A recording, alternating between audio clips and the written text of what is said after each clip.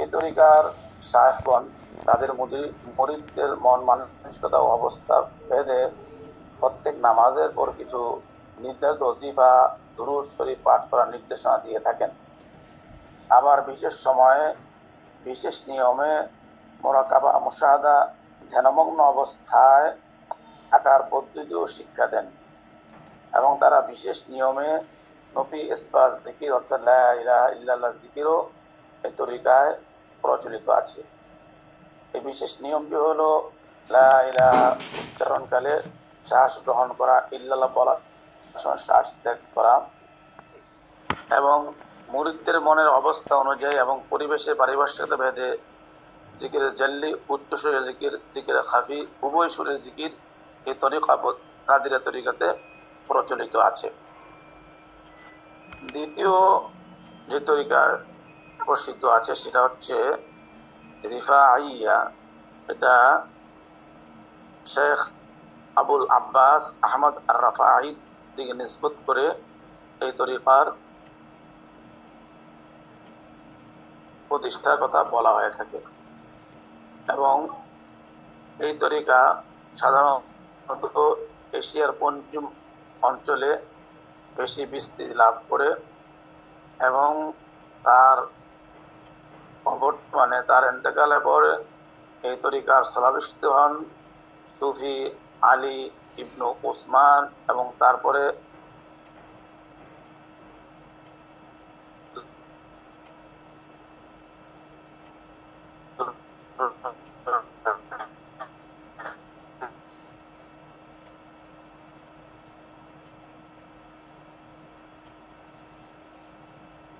তরিকার বৈশিষ্ট্য হচ্ছে এই তরিকার বিশেষ পরিচয় হলো তার অনুসারীরা অধিকাংশরাই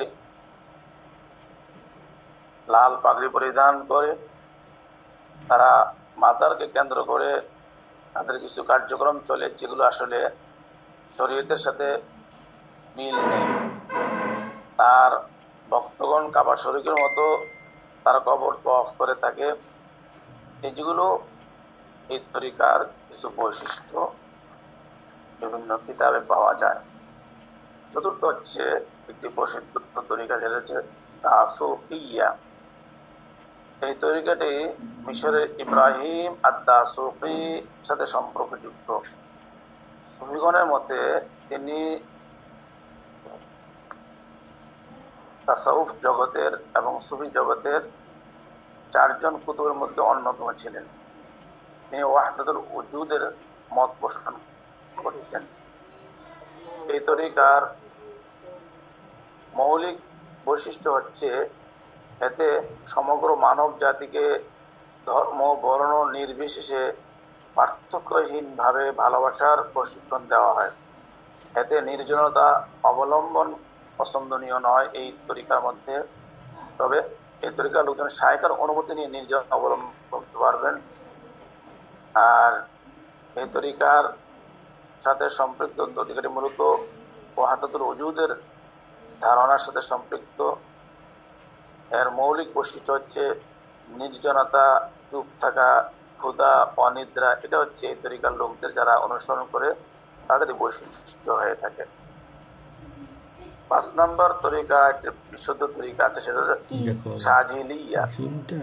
শাজিলি এই তরিকাটি শায়েখ আবুল হাসান আর শাজিলির নিসবত করে এই তরিকার নামকরণ করা হয়ে থাকে। এই তরিকাটি আলী আক্তাশ রাহিমাহুল্লাহর দিকে সম্পৃক্ত। এটি অটোমান তুর্কিদের মাঝে প্রসার লাভ করেছিল। আলবেনিয়া ও এই তরিকাটি প্রতিষ্ঠা লাভ করে। এটি সুন্নি তাসাউফের চেয়ে শিয়া তাসাউফের বেশি নিকটবর্তী। তুর্কি ও মুঘলদের মধ্যে ইসলাম প্রসারের ক্ষেত্রে এই তরিকা গুরুত্বপূর্ণ ভূমিকা রাখে। 7 নম্বর তরিকা হচ্ছে মালাউইয়া। এই তরিকাটি মাওলানা জালালউদ্দিন আর রুমির দিকে নিসবত করে এর নামকরণ করা হয়। এই তরিকা প্রথমে তুরস্ক ও পশ্চিম এশিয়ার বিভিন্ন অঞ্চলে বিস্তার লাভ করে। বর্তমানে তুরস্কের কিছু এলাকা, সিরিয়া, প্রাচ্যের কোনো অঞ্চল ছাড়া আর কোথাও দেখা যায় না। আর দুই একটা ভালো আরেকটি তরিকা নকশবন্দি তরিকা। এটা ঠিক আছে। এই তরিকাটি শেখ নকশবন্দি রহমতুল্লাহ আলাইহির দিকে নিসবত করে নামকরণ করা হয়েছে। সাইদ বাহাউদ্দিন নকশবন্দি রহমতুল্লাহ আলাইহি তার অনুসারীরা তরিকার জগতে উচ্চ মাকামের একজন ওলি বলে তারা মনে করেন। এবং এই তরিকাটি পারস্য, পাকিস্তান, ভারত, বাংলাদেশ, পশ্চিম এশিয়া অঞ্চলেও বিস্তার লাভ করে। ভারতে এই তরিকার আদি ব্যক্তি হলেন মুজাদ্দিদ আল ফিস্তানি রহমতুল্লাহ আলাইহি এর শেখ মোহাম্মদ বাকি বিল্লাহ। তিনি সর্বপ্রথম তুর্কিস্তান থেকে এই তরিকাটি ভারতবর্ষে নিয়ে আসেন।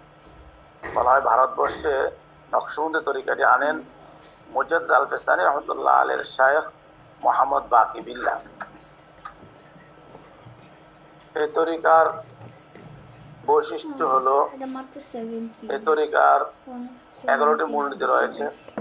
সাধকগণ গভীর পরিশ্রমের মাধ্যমে এই মূলনীতিগুলো অনুসরণ করে থাকেন। এই মূলনীতিগুলো হলো হোশ সারদম, নজর বরকদম, সফর তার ওয়াতান, খুলওয়াত তার আঞ্জুমান, ইয়াদ করদা, বাজ কাশ, নিগাহ দাশত, বাদ দাশত, উকুফ জামানি, উকুফ কলবি। এই মূলনীতি এই তরিকার লোকজন লালন করে থাকে। এবং এই তরিকার মধ্যে কিছু লতিফা আছে, আমরা প্রথম পর্বে অনেকে আলোচনা করি লতিফা। এই তরিকার মধ্যে লতিফা 10টি লতিফাকে ভাগ করা হয়ে থাকে। আলমে আমর, আলমে আলম আমরের মধ্যে কলব, রূহ, সির, খফি, আখফা, নফস বলে উল্লেখ করা থাকে। আমরের মধ্যে আব, আতশ, বাগ, খাক এগুলো বলা হয়ে থাকে। এই তরিকার লোকজন এই 10 লতিফার 10 মাকামের চর্চা করে থাকেন। দ্বিতীয় আরেকটি পরবর্তী একটি তরিকা হচ্ছে মুজাদ্দিদি তরিকা। এটি ভারতবর্ষের শেখ আহমদ সিরহিন্দি রাহিমাহুল্লাহর দিকে সম্পৃক্ত। নকশবন্দিয়া অনুসরণকারী ধারণা হলো শেখ আহমদ সিরহিন্দি তরিকতের সংস্কারের উদ্দেশ্যে এবং এর মূল প্রাণ ফিরে আনার জন্য অনেক খেদমত করে থাকেন। বিভিন্ন তরিকার সুফিগণের মধ্যে যারা ওয়াহদাতুল উজুদ, হুলুলে বিশ্বাসী ছিলেন, তিনি তাদের ধারণার মধ্যেও তিনি সংস্কার সাধন করেন। তাছাড়া কালক্রমে বিভিন্ন তরিকার মধ্যে যে সমস্ত বেদাত জঞ্জাল ঢুকেছিল, তিনি তরিকাগুলোকে এই সমস্ত বেদাত থেকে সংস্কার করেন। এই জন্য তাকে মুজাদ্দিদ আল ফিস্তানি বলে বলা হয়। বস্তুত নকশবন্দি তরিকার সংস্কার সাধনের ফলে এটা তরিকা মুজাদ্দিদিয়া নামে আবির্ভূত হয়। আর এই তরিকার বৈশিষ্ট্য হচ্ছে তারা মুজাদ্দিদ তরিকার মতো 10 লতিফার আমল করে থাকে এবং 5টি হাজরা বা ইস্তরের আমল করা থাকে। এই তরিকার লোকজন মুরাকাবা ভিত্তিক অনুশীলন বেশি করে। এই তরিকা নিয়ম অনুসারে সশব্দ জিকির করার রীতি চালু আছে। তবে এই তরিকায় সশব্দ বা উচ্চস্বরে জিকির করার অনুৎসাহিত করে। এখানে গভীর মনোনিবেশন করে কোনো বিশেষ শব্দের ব্যতীত ছাড়াই নিঃশব্দে জিকির এই তরিকার বৈশিষ্ট্য। তাছাড়া এই তরিকার লোকজন ঐশিক প্রেমমূলক সামাকে সঙ্গীত নিষিদ্ধ করে। অনেক তরিকায় সামা জায়েজ মনে করে, কিন্তু এই তরিকা মুজাদ্দিদিয়া তারা এই সামাকে তাদের অনুসারীরা নিষিদ্ধ মনে করে, এটা পালন করে না। পরবর্তীতে চিশতিয়া আরেকটি তরিকা আমরা জানি। এটা সারা পৃথিবীর বিভিন্ন অঞ্চলে, বিশেষ করে আমাদের বাংলাদেশ, ভারত, পাকিস্তানের বিভিন্ন অঞ্চলে এই তরিকার চর্চার লোক পাওয়া যায়। এই তরিকার শুরুটা কিভাবে হয় আলোচনা করতে গেলে আমরা বলতে পারি, আফগানিস্তানের হেরাতে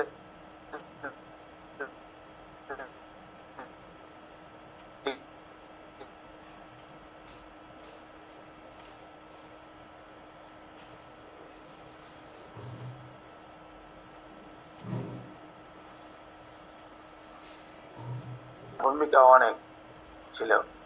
কেউ কেউ এই কারণে বলেন চিশতিয়া তরিকাটা হিসাবে মাইনুদ্দিন চিশতির দিকে নিসবত করে এটা চিশতিয়া তরিকা উল্লেখ করে থাকেন। মূলত এই তরিকার মূল ছিলেন শরফুদ্দিন আবু আহমদ আবদাল চিশতি। এই তরিকার অনুসারীরা প্রত্যেক ওয়াক্ত নামাজের পরে বিভিন্ন ওজিফা মুরাকাবা মুশাহাদা পালন করে থাকেন। তাছাড়া তাহাজ্জুদ নামাজের পরে বিশেষ নিয়মে জিকির এই তরিকার মধ্যে প্রচলিত আছে। নিয়মটি হল তাহাজ্জুদ নামাজের পরে 4 জানু হয়ে পড়বে, তারপর অতীতের কথা স্মরণ করে 11 বার ইস্তেগফার পাঠ করবে, তারপর 10 বার দুরূদ শরীফ পড়বে অথবা নফি ইজবার জিকির করবে, শুরুতে লা ইলাহা ইল্লাল্লাহ পড়বে এইভাবে। এবং এই তরিকার নফি ইসবাত জিকিরের নিয়ম আছে। লা হালকা আওয়াজ, ইল্লাল্লাহ গম্ভীর আওয়াজ বলে এই তরিকার যারা অনুসারী তারা এইভাবে জিকির করে থাকেন।